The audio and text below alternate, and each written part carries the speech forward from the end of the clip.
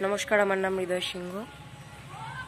আপনারা বুঝতে পারছেন না হয়তো আমি কেন হঠাৎ করে এই পোস্টটা করছি। এই পোস্টটা রিয়েল কারণ হচ্ছে, একটা প্রশ্ন দিয়ে শুরু করব। আচ্ছা, ভারত কি আদৌ স্বাধীন? আমার মনে হয় না। কারণ কি এখন অবধি মেয়েরা পুরোপুরিভাবে স্বাধীন হতে পারেনি। একটা মেয়েদের স্বাধীনতা ভীষণ প্রয়োজন, যার জন্য আমি সত্যিই বলবো জাস্টিস চাই। এখন তোমরা এইটা থেকে বুঝে গেছো আমি কিসের জন্য করেছি। ভিডিওটার মেইন টপিক হচ্ছে আরজি করের মহিলা ডাক্তারের জন্য জাস্টিস। এই ভিডিওতে আমি মহিলা ডাক্তারটির নাম দেব হবে ডক্টর এম। পুরো নামটা বলা নিষিদ্ধ, কারণ আমি বলবো না, কারণ তার প্রাইভেসি যেন, তার নামটাই বলতে চাই না, তার পরিবারও তার প্রাইভেসি, তার জন্য।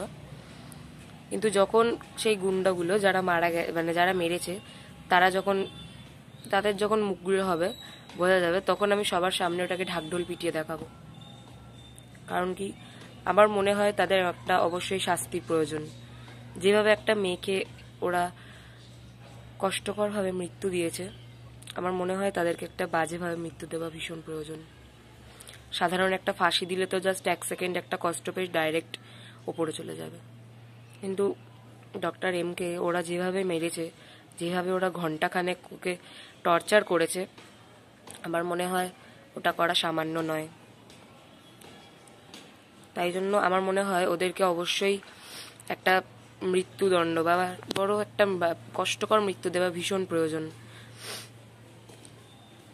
একটা মেয়ে কত কষ্ট করে ভাবে, স্বপ্ন দেখেছিল সে ডাক্তার হবে, সে ডাক্তার হয়েও ছিল, সে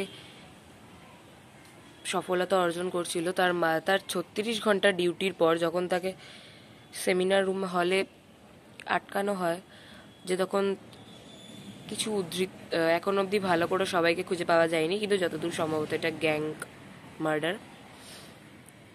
আর এরকম আগেও হয়েছে, এটা কোনো সাধারণ নয়, এর আগেও প্রচুর হয়েছে, কিন্তু কেউ কোনো রকমের আওয়াজ করেনি। কিন্তু এইবারে ডাক্তারদের সুরক্ষার জন্য অবশ্যই আওয়াজ ওঠানো হয়েছে।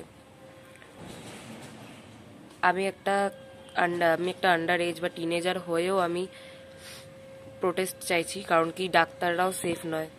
আর এরকম মহিলাদের যদি প্রত্যেকবার টর্চার করা হয়, তাহলে যারা টর্চার করছে তারা পার পেয়ে যাবে, এবং তারা আরও কিছু মহিলাদের জীবন নষ্ট করবে, তাদের বাবা মার জীবন নষ্ট করবে, এবং তাদের সমাজে মুখ দেখানোর মতো অবস্থা থাকবে না। অবশ্য তারা তো মারাই যায় বেশিরভাগ।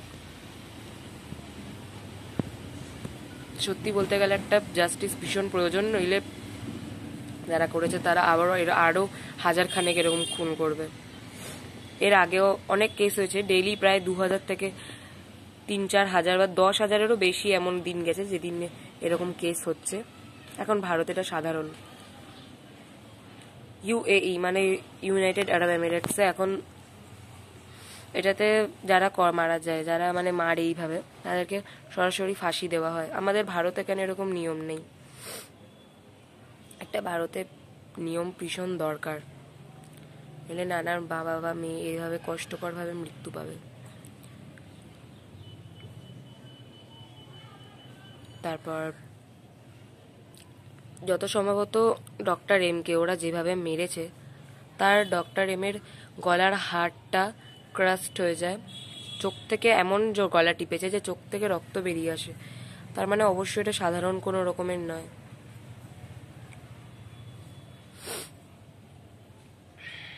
এখন সব জায়গায় মিছিল বেরোচ্ছে, আমার মনে হয় মিছিল করা প্রয়োজন। যতদিন না জাস্টিস পাচ্ছে কেউ থামবে না।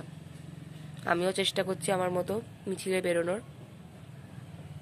কালকেও মিছিলে বেরিয়েছিল অনেকে, দেখেছি, খুশি পেয়েছি। কারণ কি, তারা যে মিছিলে বেরিয়েছে, তারা যে জাস্টিস চায়, তারা সাধারণ মানুষদের কিছু প্রাণী যারা এখন অবধি ভাবছে যারা আমরা বেরোবো কি বেরোবো না, যারা এখনো বেরোবেন না, যারা বলছে যে মেয়েটা হয়তো ছোট জামা পড়েছিল বা তার যে সেমিনার রুমে যাওয়া উচিত হয়নি, যারা এরকম বলছে তারা মানুষ নয়, প্রাণী বলে আমার মনে হয়। যারা বেরিয়েছে তারা অন্তত সেই প্রাণীর মতো ভাবনা না রেখেছে, যে মিছিলে বেরিয়ে তার জন্য জাস্টিস চাইছে, তার জন্য আমি ভীষণ খুশি। খুব শীঘ্রই একটা জাস্টিস প্রয়োজন। প্লিজ জাস্টিসের জন্য লড়ে যাও, পিছোপা হবে না।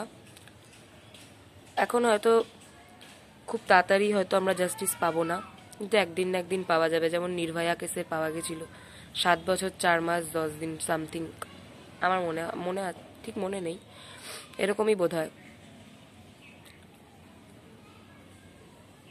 সো আমি এটুকুই বলে ভিডিওটা শেষ করব। আর ওরকম নরপিশাচদেরকে মৃত্যুদণ্ড দেওয়া হোক, তাদেরকে এমন মৃত্যুদণ্ড দেওয়া হোক যাতে তারাও সেই মেয়ের মতো কষ্টকরভাবে মারা যায়। নমস্কার।